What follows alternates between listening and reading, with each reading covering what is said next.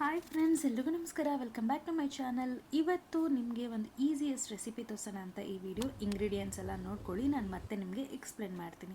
So ಇದು ತುಂಬ easy and ಟಕ್ ಅಂತ ಮಾಡ್ಕೊಳ್ಬಿಡ್ಬೋದು. ತುಂಬ ಲೇಸಿಯಾಗಿರುತ್ತೆ. ನಿಮಗೆ ಏನಾದರೂ ಟಿಫನ್ ಮಾಡಬೇಕು ಅಂದಾಗ ಇದನ್ನು ನೀವು ಈಸಿಯಾಗಿ ಮಾಡ್ಕೋಬೋದು.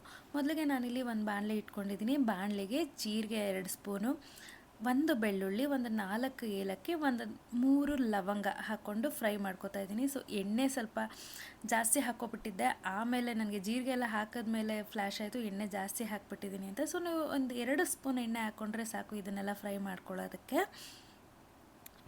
ಒಂದು 2 ಸ್ಪೂನ್ ಎಣ್ಣೆ ಹಾಕ್ಕೊಂಡು ಚೆನ್ನಾಗಿ ಫ್ರೈ ಮಾಡ್ಕೊಳ್ಳಿ.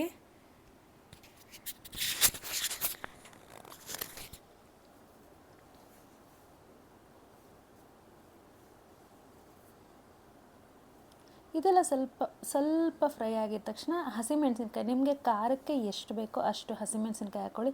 ನಾನಿಲ್ಲಿ ನಮ್ಮ ಮನೆಯಲ್ಲಿ ಖಾರ ತಿಂತಾರೆ, ಇಷ್ಟು ಹಾಕಿದ್ರು ನಮ್ಮ ಮನೆಯಲ್ಲಿ ಖಾರ ಇಲ್ಲ ಅಂತಲೇ ಅಂತಾರೆ. ಸೊ ನಾನಿಲ್ಲಿ ಒಂದು 10ರಿಂದ 12 ಹಸಿಮೆಣ್ಸಿನ್ಕಾಯಿ ತೊಗೊಂಡಿದ್ದೀನಿ. ನಿಮ್ಮ ಖಾರಕ್ಕೆ ತಕ್ಕ ಹಾಗೆ ನೀವು ಹಾಕ್ಕೋಬೋದು. ಹಸಿಮೆಣ್ಸಿನ್ಕಾಯಿನ ಕಟ್ ಮಾಡಿ ಹಾಕ್ಕೊಳ್ಳಿ. ನಾನು ಇಲ್ಲಿ ಹಾಗೆ ಸುಮ್ಮನೆ ಮುರಿದ್ಬಿಟ್ಟು ಹಾಕ್ಕೊಂಡಿದ್ದೀನಿ. ಹಸಿಮೆಣ್ಸಿನ್ಕಾಯಿ ಕಟ್ ಮಾಡಿ ಹಾಕ್ಕೊಂಡಿಲ್ಲ ಅಂದರೆ ಸಿಡಿಯುತ್ತೆ. ಸೊ ಕಟ್ ಮಾಡಿ ಹಾಕ್ಕೊಳ್ಳಿ.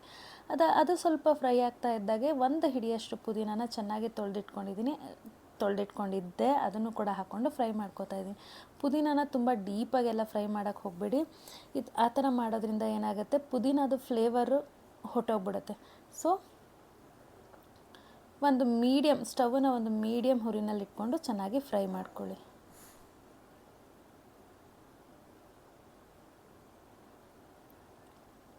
ತುಂಬ ಡೀಪಾಗೆಲ್ಲ ಬೇಡ, ಇಷ್ಟಾದರೆ ಸಾಕು. ಈ ರೆಸಿಪಿ ಇದೆಯಲ್ಲ ತುಂಬ ಈಸಿ. ಬೆಳಗ್ಗೆ ಹೊತ್ತು ನಿಮ್ಗೇನಾದರೂ ಅಂದರೆ ಲೇಸಿನೆಸ್ ಆ ಥರ ಏನಾದರೂ ಇದ್ದಾಗ ಟಕ್ ಅನ್ನೋದ್ರಲ್ಲಿ ಒಂದು ರೈಸ್ ಮಾಡಿಟ್ಕೊಂಡ್ರೆ ಸಾಕು, ಒಂದು ಈಸಿಯಾಗಿ ಆಗಿಬಿಡುತ್ತೆ. ಸೊ ಇದು ಚೆನ್ನಾಗಿ ಫ್ರೈ ಆದಮೇಲೆ ಇದನ್ನು ಆರೋದಕ್ಕೆ ಬಿಡಬೇಕು. ಅದು ಚೆನ್ನಾಗಿ ಆರಿದ್ಮೇಲೆ ಒಂದು 5 ಮಿನಿಟ್ಸಲ್ಲೆಲ್ಲ ಆರೋಗ್ಬಿಡುತ್ತೆ. ಸೊ ಆರಿದ್ಮೇಲೆ ಇದನ್ನು ಚೆನ್ನಾಗಿ ಗ್ರೈಂಡ್ ಮಾಡ್ಕೊಳ್ಳಿ. ಒಂದು ಮಿಕ್ಸಿ ಜಾರ್ಗೆ ಹಾಕ್ಕೊಂಡು ಗ್ರೈಂಡ್ ಮಾಡ್ಕೊಳ್ಳಿ. ಸೊ ಅದಾದಮೇಲೆ ನಾನಿಲ್ಲಿ ಅದೇ ಆಯಿಲನ್ನೇ ಯೂಸ್ ಮಾಡ್ತಾಯಿದ್ದೀನಿ, ಏಕೆಂದರೆ ನಾನು ಜಾಸ್ತಿ ಹಾಕ್ಬಿಟ್ಟಿದ್ದೆ. ಸೊ ಅದೇ ಆಯಿಲನ್ನೇ ಯೂಸ್ ಮಾಡ್ತಾಯಿದ್ದೀನಿ. ಇದಕ್ಕೆ ಸ್ವಲ್ಪ ಸಾಸಿವೆ ಹಾಕ್ಕೊತಾ ಇದ್ದೀನಿ. ಸಾಸಿವೆ ಚೆನ್ನಾಗಿ ಸಿಡಿದ್ಮೇಲೆ ಕರಿಬೇವು ಹಾಕ್ಕೋಬೇಕು. ಕರಿಬೇವು ಕೂಡ ಚೆನ್ನಾಗಿ ಫ್ರೈ ಆದಮೇಲೆ ಈರುಳ್ಳಿ ಹಾಕ್ಕೋಬೇಕು. ಈರುಳ್ಳಿನ ನಾನಿಲ್ಲಿ 2 ದೊಡ್ಡದು ಈರುಳ್ಳಿನ ಕಟ್ ಮಾಡಿ ಹಾಕ್ಕೊತಾ ಇದ್ದೀನಿ.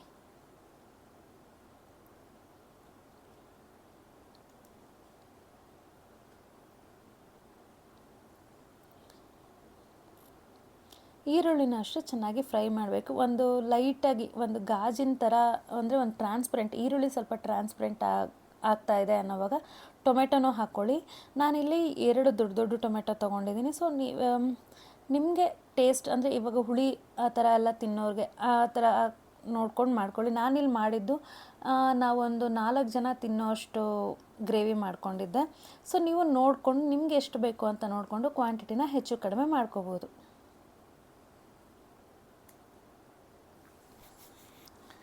ಈ ಈರುಳ್ಳಿ ಟೊಮೆಟೊ ಬೇಗ ಬೇಯಬೇಕು ಅಂತಂದರೆ ಸ್ವಲ್ಪ ಉಪ್ಪು ಹಾಕ್ಕೊಂಡ್ರೆ ಚೆನ್ನಾಗಿ ಬೇಯುತ್ತೆ. ಸೊ ನಾನಿಲ್ಲಿ ರುಚಿಗೆ ಎಷ್ಟು ಬೇಕೋ ಅಷ್ಟು ಆಗಲೇ ಉಪ್ಪು ಹಾಕ್ಕೊಂಡೆ. ಸೊ ಅದಾದಮೇಲೆ ಈರುಳ್ಳಿ ಟೊಮೆಟೊ ಚೆನ್ನಾಗಿ ಫ್ರೈ ಆದಮೇಲೆ ಇದಕ್ಕೆ ನಾವು ರುಬ್ಬಿಟ್ಕೊಂಡಿರೋ ಪೇಸ್ಟನ್ನ ಹಾಕ್ಕೋಬೇಕು.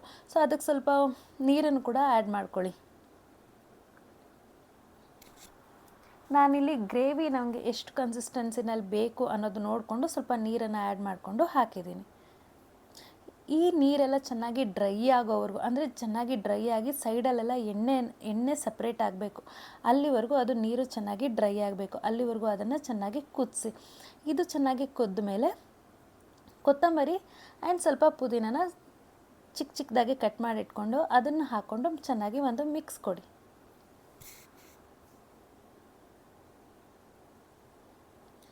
ಇದೆಲ್ಲ ಮಿಕ್ಸ್ ಆದಮೇಲೆ ನಾನು ಫಸ್ಟೇ ನಿಮಗೆ ತೋರಿಸಿದ್ದೆ, ಸ್ವಲ್ಪ ಗೋಡಂಬಿನ ತುಪ್ಪದಲ್ಲಿ ಫ್ರೈ ಮಾಡ್ಕೊಂಡಿದ್ದೆ.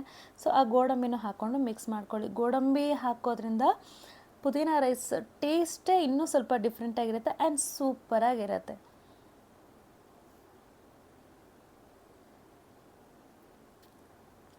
ಸೊ ನಮ್ಮ ಗ್ರೇವಿ ರೆಡಿ ಆಯಿತು. ನಾನಿಲ್ಲಿ ಗ್ರೇವಿ ಜಾಸ್ತಿ ಇತ್ತು ಅಂತ ಅಂದ್ಬಿಟ್ಟು ಸ್ವಲ್ಪ ತೆಗೆದಿಟ್ಟಿದ್ದೀನಿ, ಬೇಕಾದಾಗ ಮಿಕ್ಸ್ ಮಾಡ್ಕೊಳ್ಳೋಣ ಅಂತ.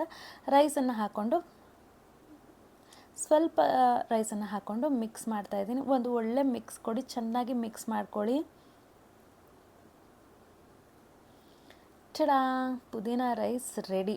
ಸೊ ಈಸಿಯಾಗಿ, ಯಾವಾಗಲಾದರೂ ತುಂಬ ಲೇಸಿಯಾಗಿದ್ದೀನಿ ಅನ್ನೋ ಟೈಮಲ್ಲಿ ನೀವು ಈಸಿಯಾಗಿ ಒಂದು 5 ಮಿನಿಟ್ಸಲ್ಲೆಲ್ಲ ಮಾಡ್ಕೊಂಬಿಡ್ಬೋದು. ಅಷ್ಟು ಚೆನ್ನಾಗಿರುತ್ತೆ ಆ್ಯಂಡ್ ಅಷ್ಟು ಈಸಿಯಾದ ರೆಸಿಪಿ ಕೂಡ. So follow me for more such videos. Thank you so much for